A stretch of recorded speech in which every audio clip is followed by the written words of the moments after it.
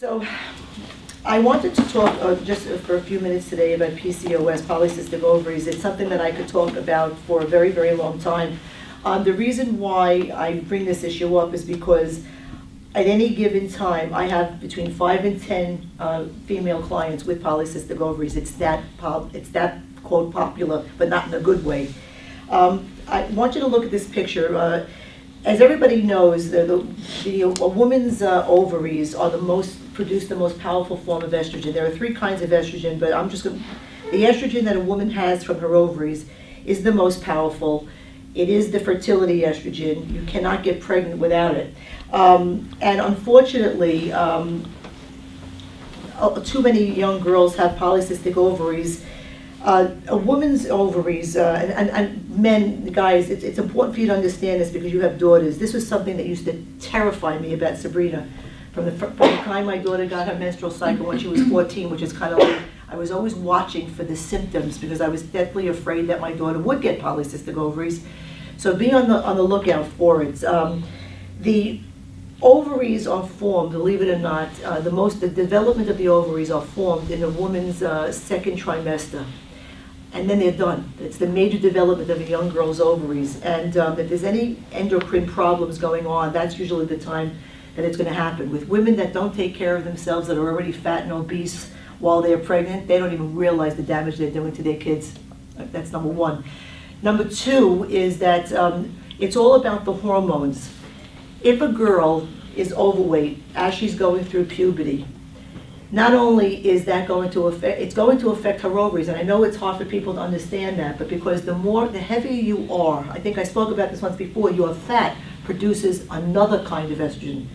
So there's the ovary estrogen, and then there's the estrogen that's formed by a person's fat, which men have too. And once a girl's hormones start getting out of balance, the male hormones in that young girl start playing a more dominant role in her body. If your male hormones are playing a more dominant role, it's going to affect, in a young girl, I'm talking about now a young girl, the way her ovaries are producing her eggs every month. In a normal girl, or a woman's, every month your body's preparing for menstrual cycle, the uterine wall lines with blood, an egg drops down. If there's conception, great. Then you don't get your period. If there's no conception, the woman, the lining of the uterine wall releases. If you look at this picture, the top one is a normal ovary, but the bottom one, what happens in a girl with polycystic ovaries, the egg doesn't drop. And in so doing, it attaches itself to the ovarian wall, and that's where you can see all these little bubbles, they're little pimples, they're little cysts. When that happens, now the girl's hormone production is even more erratic. She's not getting, her hormones are affected because she's overweight. Her hormones are affected because she's got cysts all over her ovaries that are stopping the even flow of estrogen. What happens here is she starts taking on all of these symptoms, for example, rapid weight gain, big time. Every girl that has her hormones affected is also slowly becoming what's called insulin resistant. And it's like this hat trick of danger going on here. So I see a lot of girls, and I recognize the signs immediately, and I just want to talk to you about this. The reason why so many girls go so many years without even knowing that they have polycystic ovaries is because most girls don't even realize it until they get married and they try to become pregnant and they can't. And that's when they find out for the first time, sometimes in their 20s and 30s, and they've been walking around with it for years and years. I usually am the one that, quote, diagnoses this first, honestly and truly. I'm not that I'm a doctor, I'm not great or educated in that way, but I recognize the signs. And the reason why, I just want to go through this very, very quickly so you understand. And our daughters are older, and I know my daughter doesn't have it. You guys have young kids.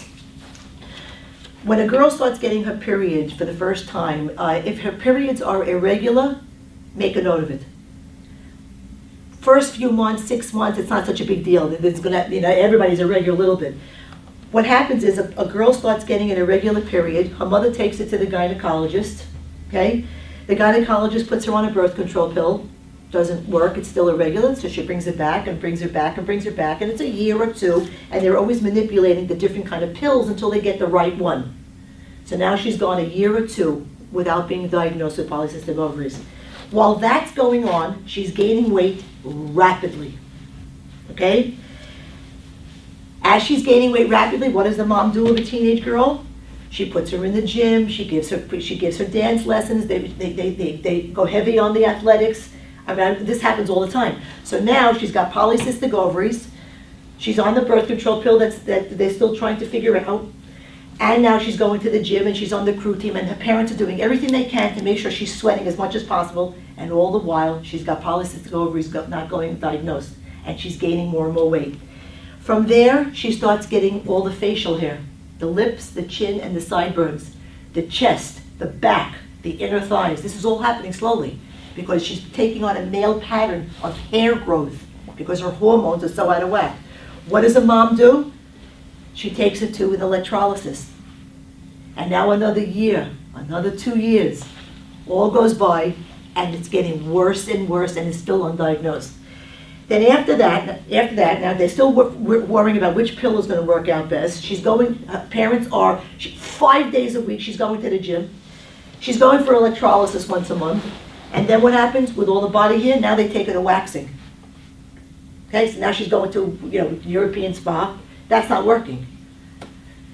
After that, during all of this time, the kid is developing acne. Now I don't mean the normal period pimple that all girls get. I'm talking boils under the skin, and like a man, when a teenage boy gets acne, it's deep. It's usually on the forehead, chest, and back, correct? And a girl starts developing this, what does her mother do? She's going to the gynecologist, she's going to the gym, she's going to the electrolysis, she's getting her legs waxed, and now her mom takes it to a dermatologist who will spend another 6 months to a year because they do it in increments. First they'll start a little bit lighter with topical stuff, then they'll do laser stuff. It's an increment from the easiest to the most difficult. And all the while, the years are going by, and the PCOS is still not being diagnosed. You get the point I'm making here? Finally, the girl, and this always happens, almost always happens, now the depression is setting in. The girl is fat, she's got terrible skin, wearing hair like this, trying to cover themselves up with all kinds of cosmetics. They don't feel good socially. It's really terrible. What do? They bring her to a therapist or a psychiatrist for the depression so they can get Lexapro or whatever it is. And all the while, the PCOS is going undiagnosed. And the other thing to remember is, as I say over here, the bad thing about this is that psychiatrists are not taught about the brain effects of ovarian hormones. They're great at the brain, but they're not taught about the brain effects of ovarian hormones, and rarely does a psychiatrist check anybody's hormone levels. So the brain symptoms resulting from PCOS hormone imbalances are missed.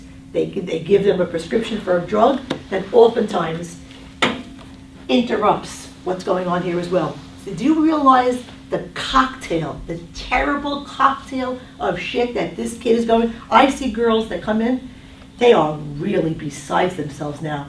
And you know what? I've seen fathers cry in my office. Grown men, they're so devastated by by the pain that they see their young daughters going through. Terrible.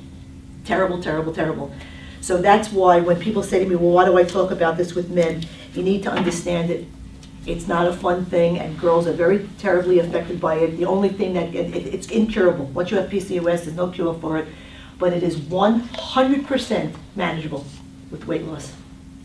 The slimmer you are, the more imbalanced your hormones, that's the only solution. So as your daughters get older, don't be concerned, about the irregular periods that they'll have for 6 months. It's just normal.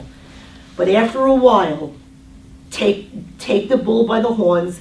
The gynecologist is not the place to bring a young girl. It's to an endocrinologist. Remember that. If I'm still friends with you at that point when you're girls that are older, I'll remind you of this. It's the endocrinologist when a kid has polycystic ovaries that they need to get to immediately. That guy or gal will diagnose it the right way, soon, and give them the best chance to be slim and to ward off all these other symptoms. And I work very well with PCOS girls because I know how to treat it.